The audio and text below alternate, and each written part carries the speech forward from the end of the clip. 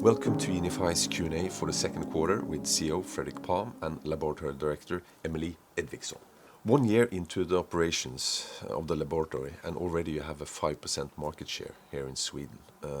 How is that possible, Fredrik?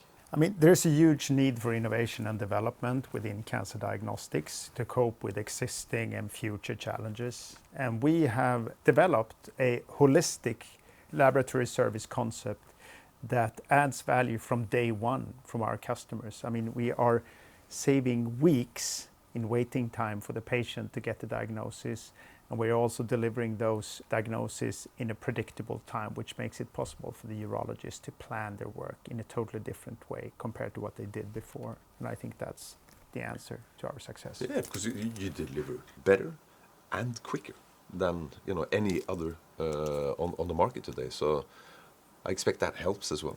Yeah, and when you say better, it also means that it is supported by machine learning or AI, although all the diagnoses are confirmed by a physical pathologist. But it's also a structured report that is easy to interpret for the urologist. And you're already profitable. Yeah, we have a positive result in our operations, and that's a very, very important sign for us that makes us even more enthusiastic about expansion going forward. Yeah, but when we sit here 1 year from now, what market share can we expect here in Sweden? If I look at the run rate of samples we see in the laboratory today and pair that with the pipeline of potential customers, I expect this market share to increase significantly. All right.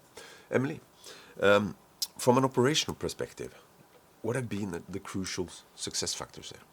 A key strength that we have is that we maintain our strong connection to our customers, as Fredrik mentioned, our clinics and their patients. And we work hard on preventing issues before they arise. And we can't do this without our exceptional team, our laboratory and medical staff, working alongside with our researchers, engineers, and software developers.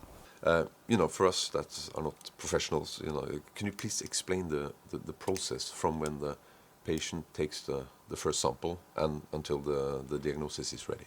First of all, the clinic sends the samples with the digital request to our laboratory, and then we register it into our laboratory information system, our LIS.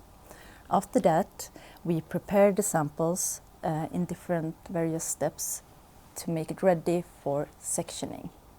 And the sectioning is when we slice the tissue in ultra-thin, only 4 micrometer thick slices and put it on slides. And these slides are then stained and scanned so we can get a digital image of the tissue.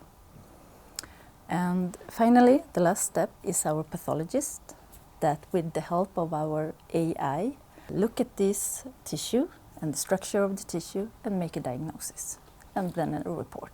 If we look at how this traditionally is done, what's the difference now? How long time do we have?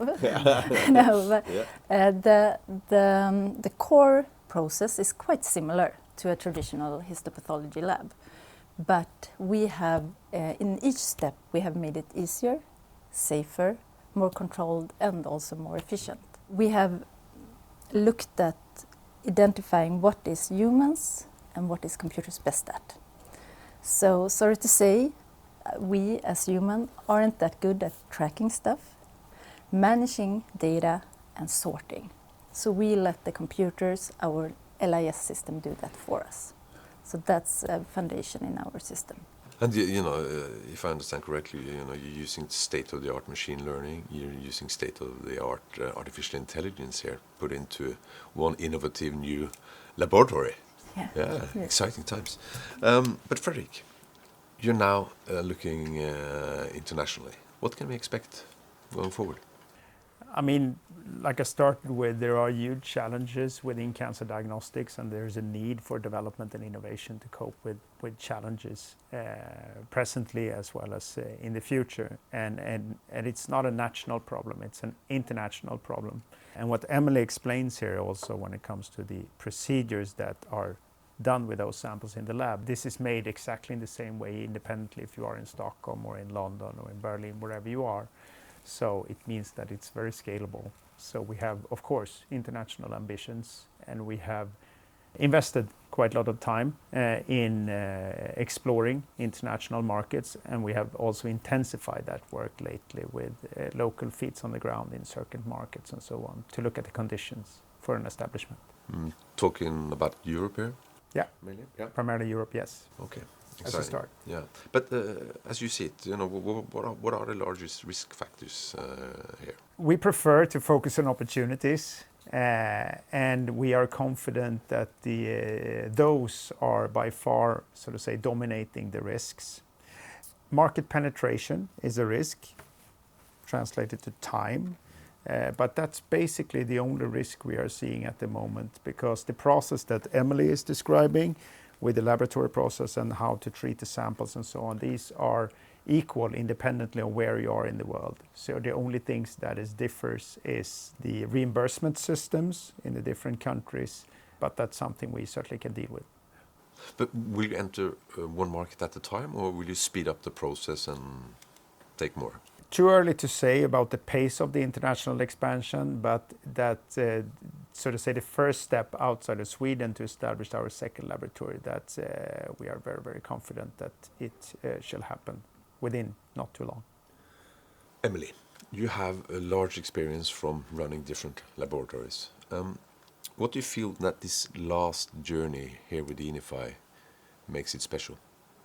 For me, the company's values are essential, and here at Inify we are really result-driven and innovative, but equally important, we foster a culture of kindness and have a strong trust in our teams that creates a really nurturing ground for new brilliant ideas and to grow.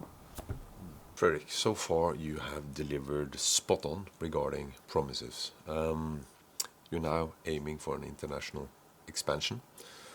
Let's say 2 years from now, how many markets will we see Inify active in?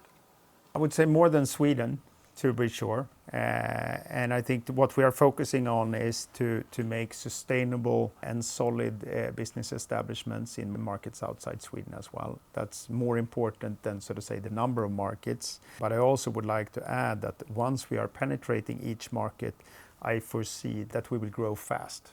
Seeing that you have a concept where you are shortening waiting times for patients with weeks, and you are making this process predictable for the urologists so they can plan their work and treat the patients even better, what's not to like?